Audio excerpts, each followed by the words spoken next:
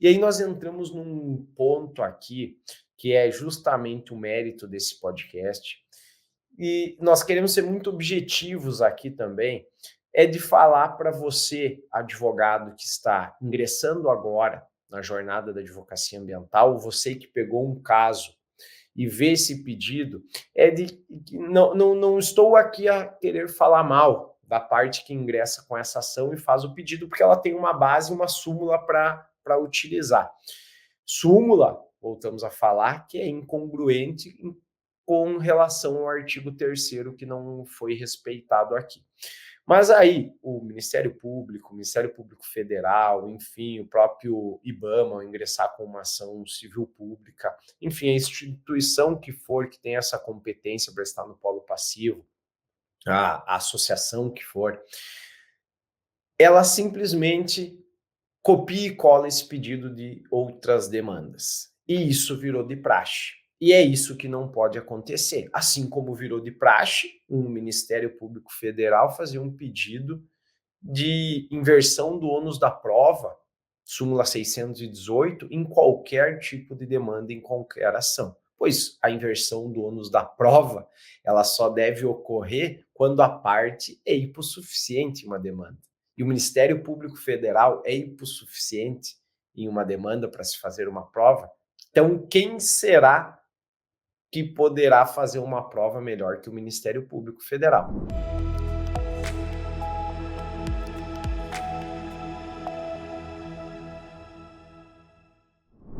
Olá, esse é o Inteligência Ambiental, canal no YouTube, podcast, onde nós falamos do direito ambiental de modo muito prático mesmo.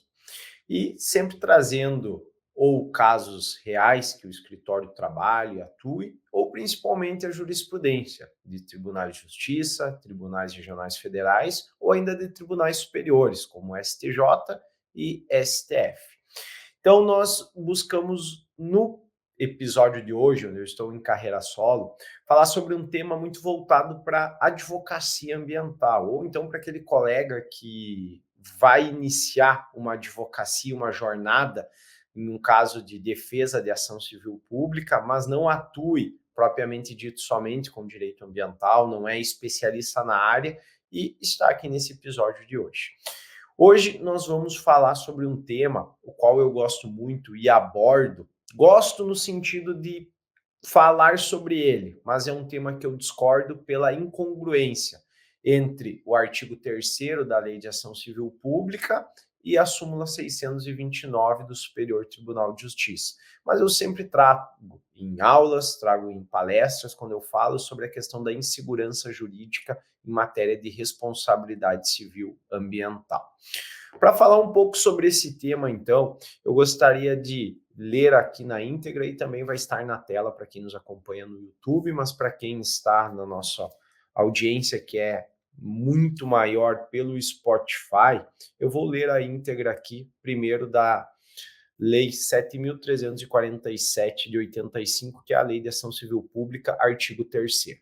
A ação civil poderá ter por objeto a condenação em dinheiro ou, prestem atenção nesse ou, o cumprimento de obrigação de fazer ou não fazer.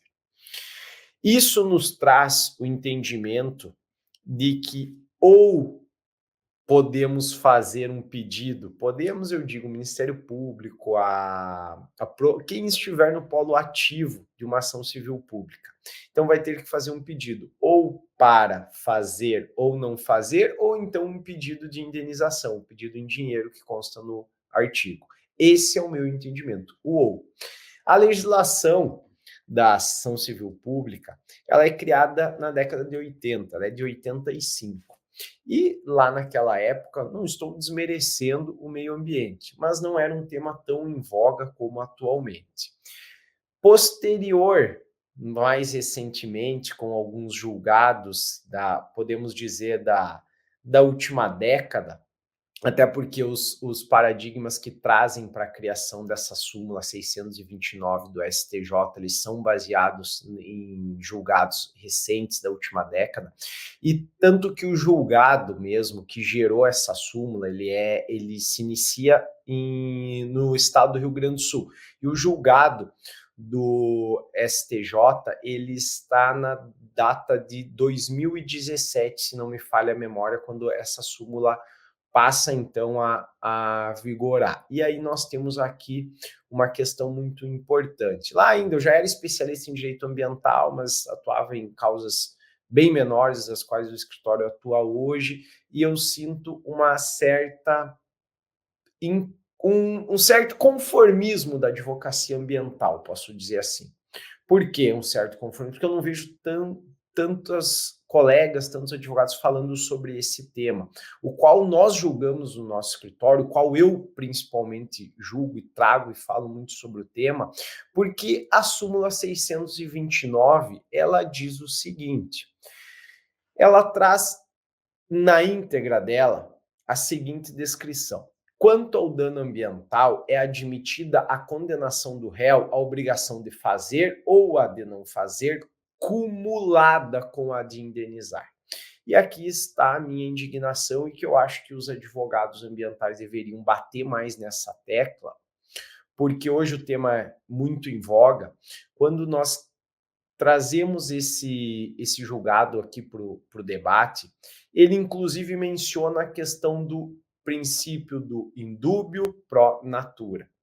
Tal princípio que simplesmente, posso falar aqui, prejudica a advocacia ambiental, aquele advogado que de fato está defendendo um empreendedor que supostamente degradou uma área e vai ter que fazer um cumprimento de um pedido, a ação sendo julgada procedente, vai ter que fazer um cumprimento de um pedido de, além de restaurar aquela área, que poderia inclusive ser regenerada, indenizar o meio ambiente por isso. E aí nós entramos num ponto aqui que é justamente o mérito desse podcast, e nós queremos ser muito objetivos aqui também, é de falar para você, advogado que está ingressando agora na jornada da advocacia ambiental, você que pegou um caso e vê esse pedido, é de não estou aqui a querer falar mal da parte que ingressa com essa ação e faz o pedido, porque ela tem uma base, uma súmula para utilizar. Súmula, voltamos a falar, que é incongruente com relação ao artigo 3º que não foi respeitado aqui. Mas aí o Ministério Público Federal, enfim, o próprio IBAMA, ao ingressar com uma ação civil pública, enfim, a instituição que for que tem essa competência para estar no polo passivo, a associação que for, ela simplesmente copia e cola esse pedido de outras demandas. E isso virou de praxe. E é isso que não pode acontecer. Assim como virou de praxe, um Ministério Público Federal fazer um pedido de inversão do ônus da prova, súmula 618, em qualquer tipo de demanda, em qualquer ação. Pois a inversão do ônus da prova, ela só deve ocorrer quando a parte é hipossuficiente em uma demanda. E o Ministério Público Federal é hipossuficiente em uma demanda para se fazer uma prova. Então, quem será que poderá fazer uma prova melhor que o Ministério Público Federal? Então, eu quero trazer aqui uma certa indignação quanto a esse ponto, pois eu acredito que nós, advogados ambientais, devemos, sim, debater e debater consideravelmente isso para lá no futuro, e que não seja um futuro tão distante, seja um futuro próximo, nós conseguirmos ter alguma alteração nesse sentido em julgados referente a essa questão da súmula 629. Sob pena de ver um grave ferimento e uma certa insegurança jurídica, porque a legislação que prevê a ação civil pública, ela traz nesse sentido, de que poderá haver uma condenação em dinheiro ou uma condenação em obrigação de fazer ou não fazer. Então, se nós advogados não nos unirmos e não debatermos em relação a isso, o princípio do indúbio pro natura, aliado às recentes súmulas, digo recente porque são da última década mesmo. Então, nós vamos ver cada vez mais um Superior Tribunal de Justiça ou os próprios tribunais de justiça como os tribunais regionais federais, atuando sempre com o olhar de que o meio ambiente está acima de tudo.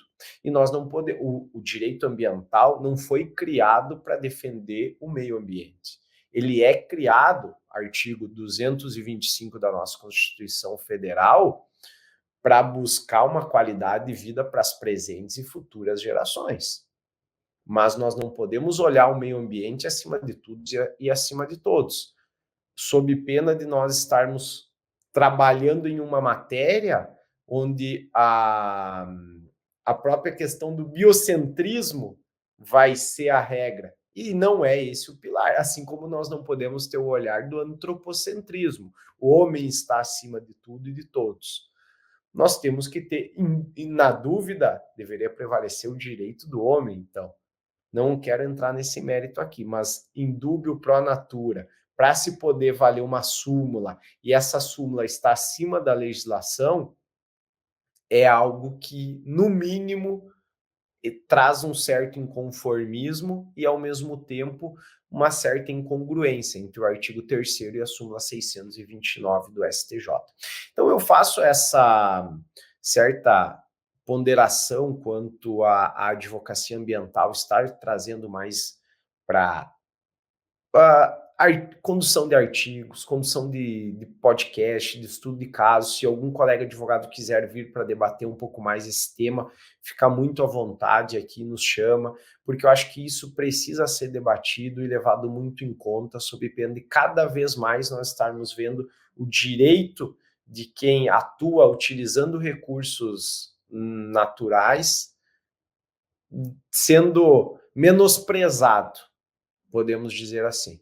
Então, esse é um ponto muito importante, é uma avaliação a ser feita e é um debate muito necessário.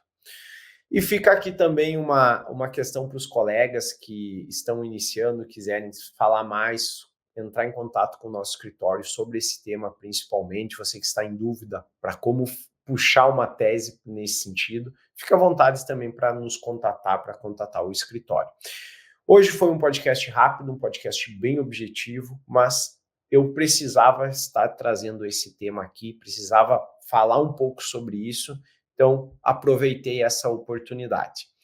Fica aqui o meu carinho, a minha gratidão. Se fez sentido para você esse podcast muito rápido aqui, uma mini aula, se fez sentido para sua peça, se fez sentido para você, cliente que está procurando como se defender em um caso de ação civil pública, peço que deixe o seu like, que compartilhe e que ative o sininho aí para receber uma notificação quando um novo conteúdo for ao ar.